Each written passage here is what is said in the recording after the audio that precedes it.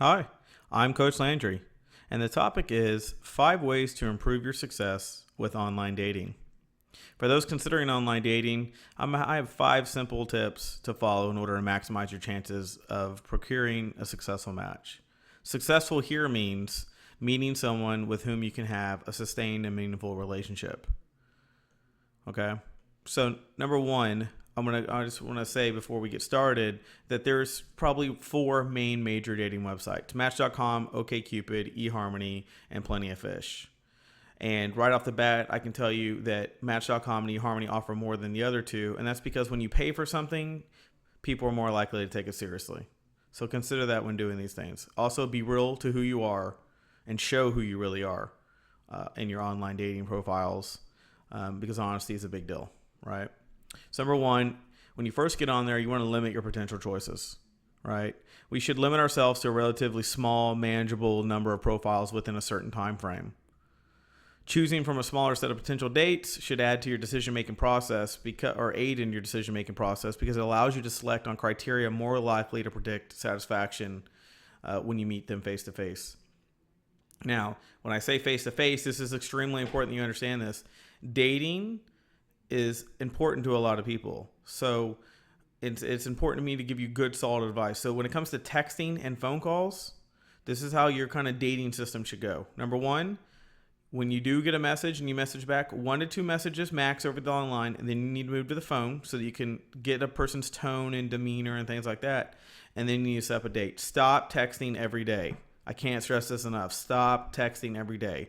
No good mornings, none of that. If you want to send 1 sentence a day, that's probably already overdoing it, but it's not the worst thing in the world. But do not create a relationship that you haven't even met the person yet. It sets up expectations that are unrealistic.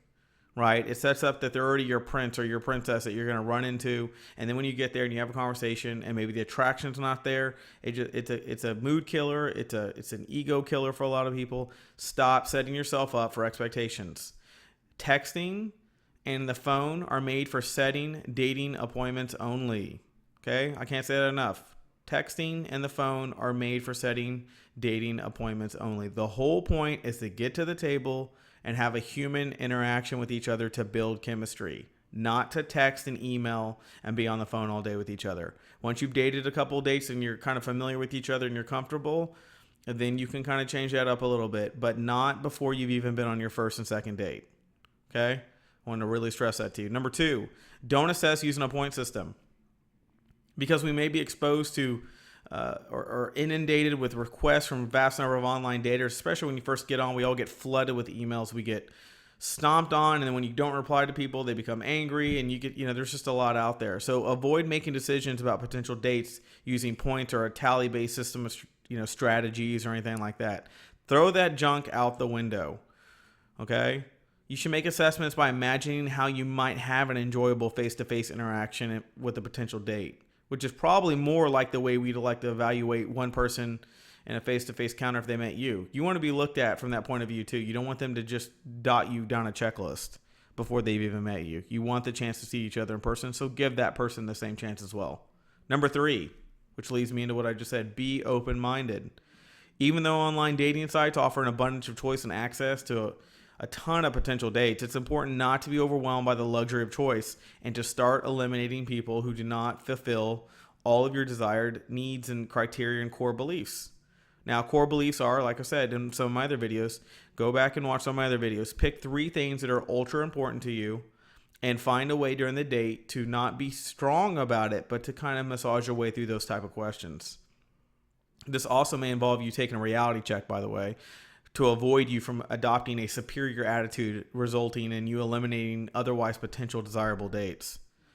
Further, we should also avoid developing too many preconceived ideas about potential dates before meeting them face to face, which ties back to stop setting up expectations and an idea of somebody via text and phone call before you even met them. Okay? Number 4, look for what is distinctive. Many people using dating sites tend to advertise generic criteria in their profiles, such as general appearance, career achievements, or sense of humor. These generic descriptions really tell you very little about somebody. So what do you think they're thinking when they read your profile? You need to express the kind of person you are. If you're a person that loves to be laid back, go to barbecues, drink beer, sit on the beach when you're not at work, people need to feel that vibe from you. If you're a corporate giant mentality, you love good, solid, intelligent conversation. You love getting things done, even on weekends. You love just knowing that if you have to go to the office, you're ready to go. People need to know this about you because it will make or break your connection with certain people. There's no point in wasting your time going on dates to figure that stuff out when it can be seen in your profile well before. Number 5, develop your own profile carefully. Like I said, be real to who you are. And my advice for women on this is show current pictures. Be honest about your weight. Don't come off like a drama princess. Looks matter. So if you're showing a picture from 5 years ago when you weighed 30 pounds less, you need to change that. You need to show your current weight, because for men's biggest insecurity about dating are women that actually show up and they're much heavier than they said they were. Number 1, surveyed with men. That's their number 1 insecurity. Let a man see who you are before he meets you so you can avoid men who aren't interested in that. You may think that's shallow. You may think that, well, looks aren't everything. Well, I'm here to tell you, you're wrong. Biology matters. Mother Nature always wins. Get over it. That's life. Advice from men, no mirror shots. Stop showing your abs in the mirror. You come off like a little boy and you look like a one-night stand and a man who doesn't have anything else going on except for looking at himself in the mirror. Women aren't attracted to that. They're looking for a potential mate. They're not looking for a potential fun mate. The women already have that. That's what friends are for. Okay? Stop wearing, shirts that are real tight and try to basically always look like you're trying to show your body off. Stop taking every picture with you slightly lifting up your shirt to show off your ab. You look stupid. You look ridiculous. Women are going to avoid you. And the women that are going to be attracted to you, I guarantee you won't have a long-lasting relationship with. You'll have a one-night stand. And that may be what you're looking for. Well, you're wasting your time being on a dating website. The key word, dating website. Okay, men? Hear that? The word dating is important for women. So, following the above points that I've said, it's really equally important that online daters create their dating profiles carefully. Emphasize the more distinctive rather than generic qualities that stand out from a multitude of others. You got to remember, people are getting inundated with emails when they get on these websites. Rather than just saying you have a good sense of humor, which can mean many things, specify something particular about your own brand of humor that makes you laugh, because online dating can take a lot of effort, leaving you less time to engage in real social interaction. The average person spends 12 hours a week on online dating. Do you realize that? I mean, that's basically a work day's worth of online dating.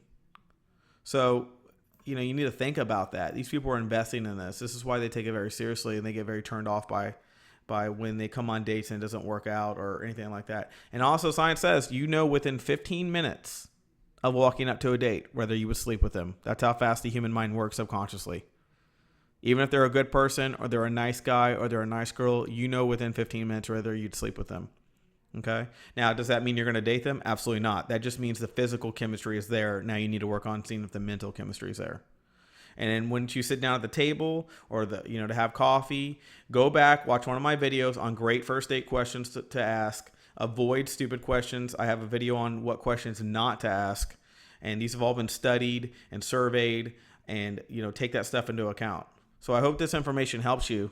And if you'd like to book a personal session, contact me via the email below. And if you found this information helpful, show your appreciation by clicking on the PayPal donation link below, and I will talk to you soon.